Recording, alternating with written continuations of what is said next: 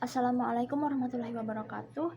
My name is Mati Alfianti Rezeki. I am an English literature student, third semester from STBA CHP. Now I'm gonna describe the translation techniques. There are just three of them. I will explain. Three of them I will explain. Number one is adaptation.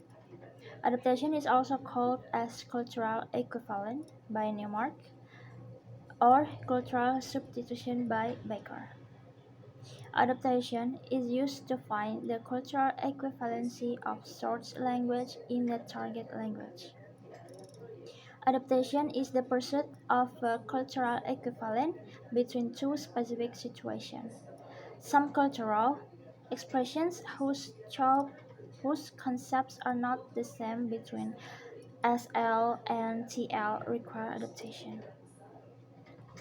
Adaptation replaces the cultural elements of a type in the source language with cultural elements of those cultures have equivalent in the target language. Example, the film swept the world from the source language, and we can convert them into target language. In Indonesia is film ini merambah dunia. So the meaning of swept is changed into Indonesia to make sure that Indonesian people can understand it.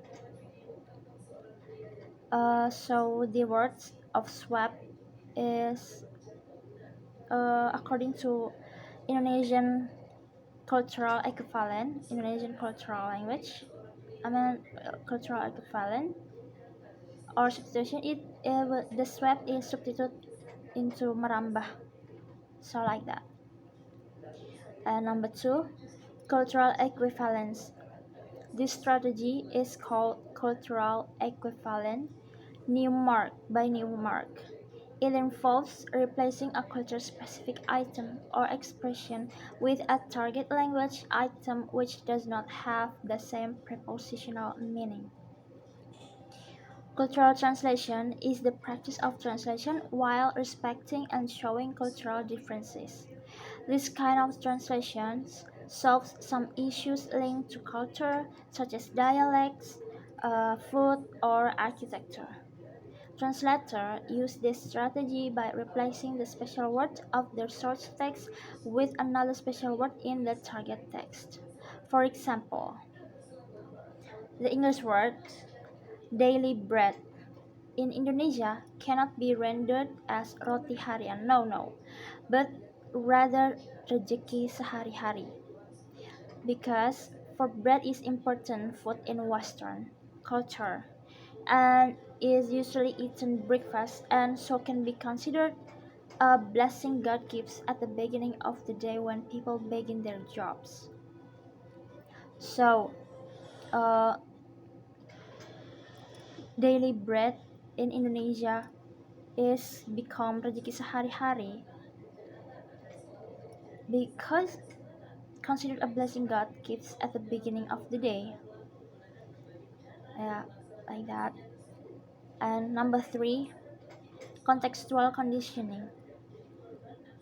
Macaulay included the contextual conditioning and notes conditioning as translation procedures.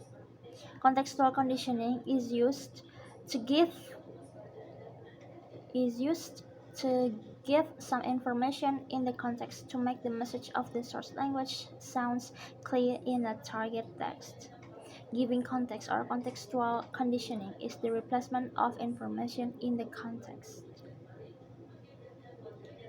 We can add the other words to make it clear. Example from source language, for example, when a mutual fund wants to buy a Japanese government bond, it needs to change dollars into yen, so it supplies dollars in the market for foreign currency exchange. In a target language, sebagai contoh, ketika reksadana, this is what you call as reksadana, AS, mutual fund replace reksadana AS atau RAS because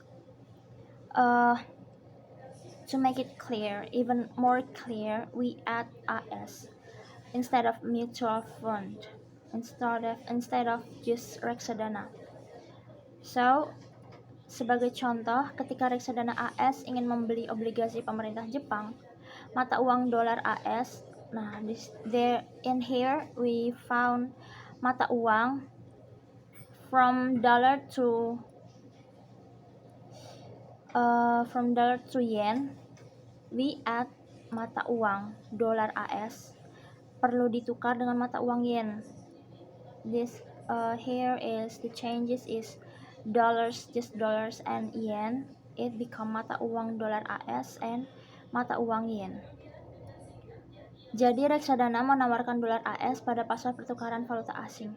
So it is become reksadana menawarkan dolar AS. From its supplies dollars in the market for foreign currency exchange, reksadana menawarkan dolar AS. Its substitute is referring to it, and become reksadana menawarkan dolar AS. Jadi reksadana menawarkan dolar AS pada pasar pertukaran valuta asing. That's all for me. Thank you for watching. Assalamualaikum warahmatullahi wabarakatuh.